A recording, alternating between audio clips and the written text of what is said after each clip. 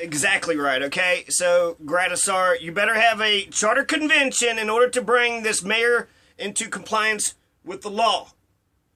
Alright, thank you. This is in the event of the death, disqualification, or withdrawal of either the two runoff mayoral candidates prior to the mailing of ballots for the runoff election.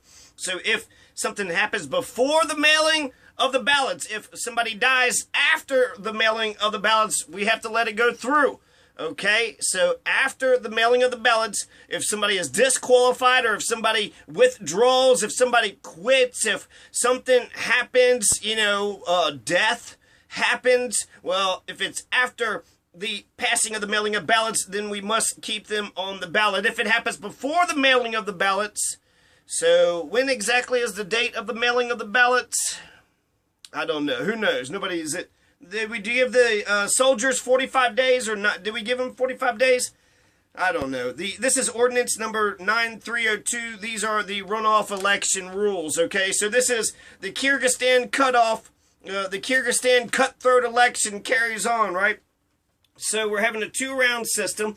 If the first round there is no over 50% victor, it goes to the second round. They have codified these laws more specifically. This was introduced May 29th, 2008 by Ed Brown, signed by Christopher Nickel, attested by Brenda Armejo, the acting city clerk, passed and approved June 11th, 2018. Okay, so these are just the new rules. I don't see anything sinister about them. They seem like they're kind of logical, and they're, I can understand rules. I like rules. That's why I'm in favor of a charter convention. But they seem somewhat logical, right? But they're also very, very developed. They're almost too developed. It was almost like they were developed before these laws even came out. Maybe they were developed 10 years ago when they tried to pass the mayoral election then. This ordinance also changes Chapter 3 of Title 5 of the Pueblo Municipal Code. So this doesn't touch the charter. This is the municipal code. And I'm not for sure about the municipal code. Is the municipal code adjacent to the charter? Does it emanate out of the charter? Is it its own law unto itself?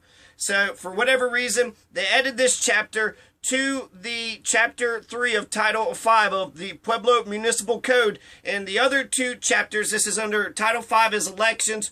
Chapter 3 is mail ballot elections. There's 531, 532, and this is going to be 533. 531 is the option to hold mail ballot elections.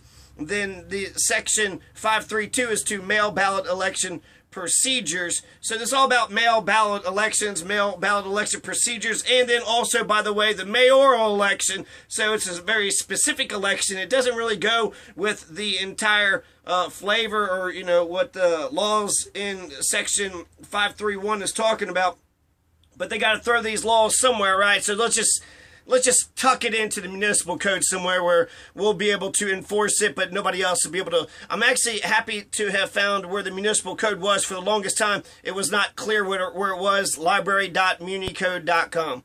Okay, so this is Ordinance 9302, and I'm just going to talk about the different rules that they had come up with for the runoff election. So we have an election, and then we have two candidates. Now that we have two candidates, the only thing I thought was interesting, actually, that I thought was weird, is like they're talking about in case of a death, and then the disqualification and withdrawal. Withdrawal is if they just quit. Disqualification is if they're, looking into, you did this thing wrong, you didn't cross your T, you didn't dot your I right, so they're going to try to fuck you over for some little shit.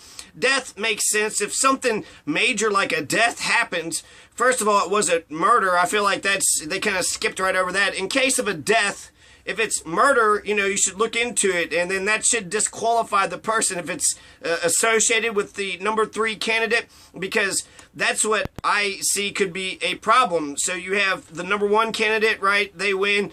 And then number 2 candidate is who the fuck ever, but the number 3 candidate would have a vested interest in hoping that one or two, the top 2 candidates, in the meantime, unfortunately, something might just happen to them.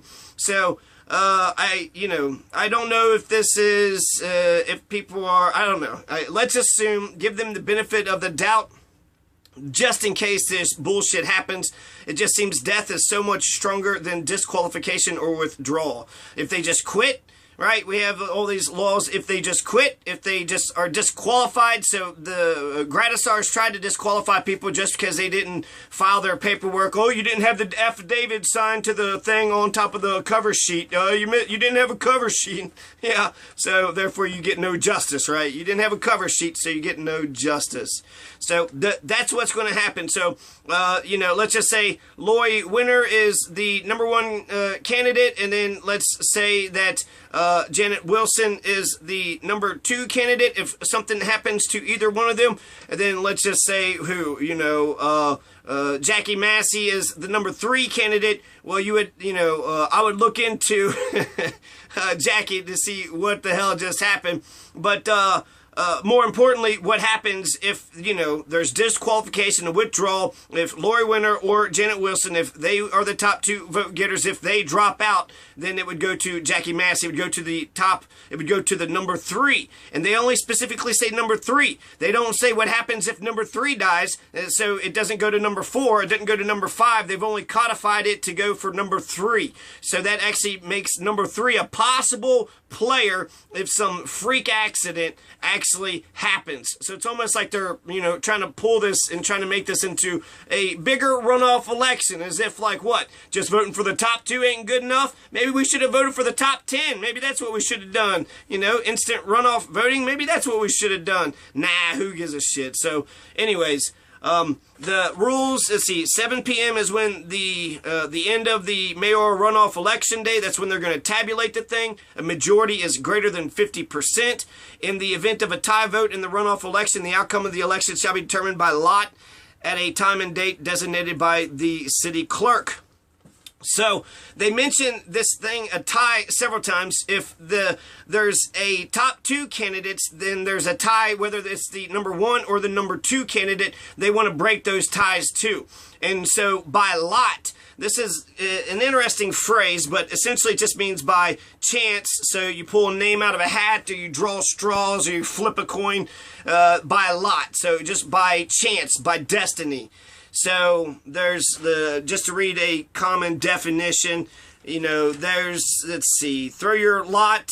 No, I didn't have the definition. Oh yeah, when someone is chosen by lot, or when people draw lots, or less commonly cast lots to choose somebody. Each person in a group takes a small object or a piece of paper from a container. One of the objects or pieces of paper is different from the others, and the person who takes the different one is chosen. So that's like the lottery, right? So when they determine who is going to be sacrificed in order to make the rain gods happy, whoever picked out the rock or whatever was different was the one that was going to be sacrificed. C'est la vie, lottery, lot comes in, is in lottery. Also the nephew of Abraham, Lot, he was the one that was like, his wife changed into a pillar of salt when she looked back from their flight to Sodom and Gomorrah. So he's running away from Sodom and Gomorrah, and then his daughters actually have sex with him. So the nephew of Abraham is Lot. So the casting of Lot, I don't know if there's any connection to that or not, but it seems like there could be. Also, throw your lot in with, cast your lot with. That's to join or become associated with a person, group, or thing that you hope will win or succeed. During the Civil War, my great-grandfather threw in his lot with the Union. So to cast one's lot in is to ally oneself with the life and fortunes of. She cast her lot with the Bohemian crowd.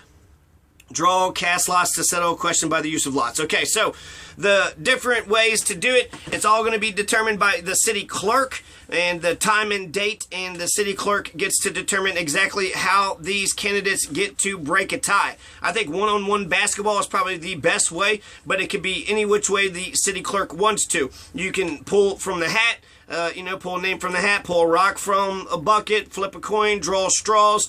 One-on-one basketball, again, like I said, I think sounds like the best idea to me. It's that would be amazing. That would be awesome. I would love for my mayor to be good at basketball. So it makes logical sense. If the situation does arise, it's good to know what's up, okay? So when there's a tie, you can play high card, you can play a game of pool, you could play Mario Kart, you could literally have a pissing contest, right? There's anything. You can hit a golf ball. Who can hit the golf ball the furthest? Who can throw a ball the furthest? Who can jump the highest? Who could run the fastest? You could have a boxing match or a UFC cage match. I mean, this is the Kyrgyzstan Cutthroat election, so why not just, straight up have a UFC cage match? Or we could play some Tecmo Bowl or NBA Jam. Or maybe Bond, 007. I was pretty good at that. But one-on-one basketball actually sounds like the best way to do it for me. It's up to the city clerk. They'll probably do some lame-ass, just drawing straws bullshit or something. But they can make a fun deal out of it. And they should. And they should do it for charity. They should have a one-on-one boxing match or a UFC cage match or one-on-one basketball. And that's for the fucking mayor, right? This isn't just for... Make sure you have a professional referee in there. And then videotape it. That'd be the most exciting fucking thing that's ever happened in Pueblo City in its entire history. The basketball game to determine who gets to lead. So, if your candidate knows how to dunk, then you have a leg up. So, there's the thing with in the event of death, right? There's the, if there's no majority, so the simple rules is, when there's no majority, it goes to the runoff. These are those rules. The two candidates with the greatest number of votes. So, the 13% winner and the 12% winner is going to be the two people who get to move forward. An election day notice has to be issued 10 days prior to election day. And if there's a tie on election day, November 6, 2018, for the first or second spot, then by lot, I think that would make sense if it's just a tie for one or two. If it's a tie for two, then that would be, whether or not you're part of the runoff. If it's a tie for one, then that's, just to determine who's 1 and 2 and 3, it wouldn't matter, right? So if it's just tie for one, then go ahead and flip a coin. If it's a tie for two, well, that shit matters. That shit matters.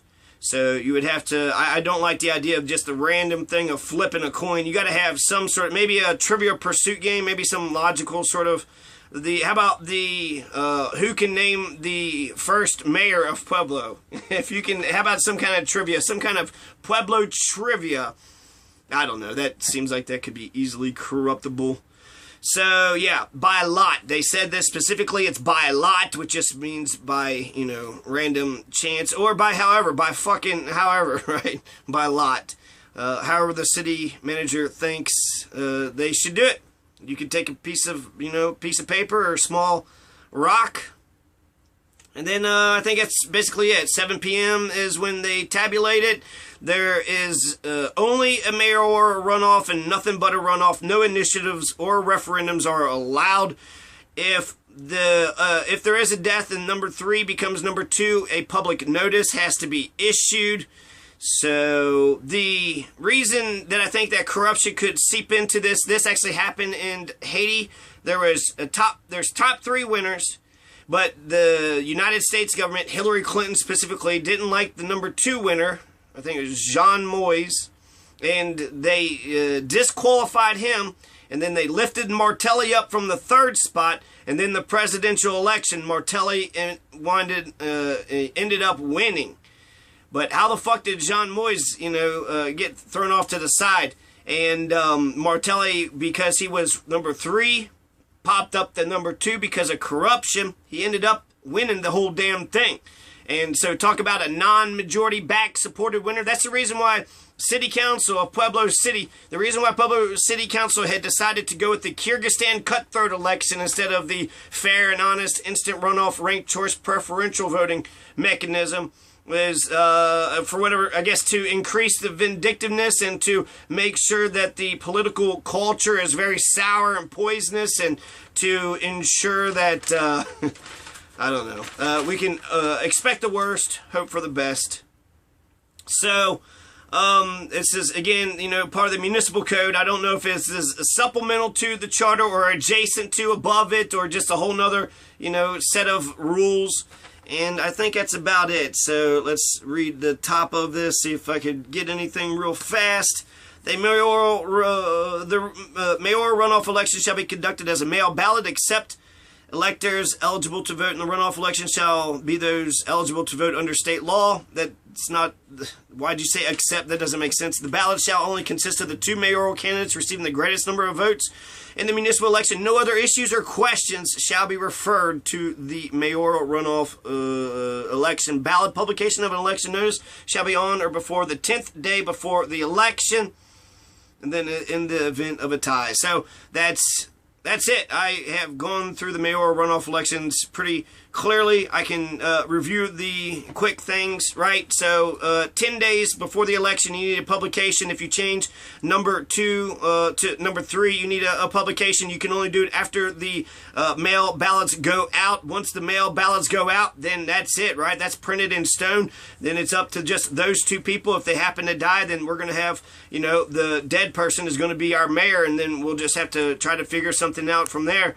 I guess y'all didn't, see that coming, right? But if the people would rather vote for a dead person than the person that's living, that's a very shitty candidate, right? That other candidate is. But it also says how great that person was, or how people would rather have no government. So I don't know exactly how that would, his campaign would figure it out. Maybe his next of kin would figure it out, who would be the leader of, or maybe we would just go without a leader for a year. So that's great job. Kyrgyzstan Cutthroat election could leave us without a goddamn leader. So man, Pueblo City Council, y'all doing a bang up job. 7 p.m. is when it's going to end. It doesn't say when the mayoral runoff election has to be held, just that, it has to be held. Does it say any time? It does. It gives no mention of the time frame. So just that it needs to happen. So, and then it says 7 p.m. on the election day. And then in case of a tie vote for first or second for the first election or the second election, there would be a decision will be made whether who is first, who is second, who is third, and it'll be done by lot. I prefer a one-on-one basketball game. And scene. That's the additional runoff election laws, which will be important if any of these pratfalls happen. My guess is that this election will go through without a hitch, without any problems, as the past elections in Pueblo have gone on. Okay. Peace.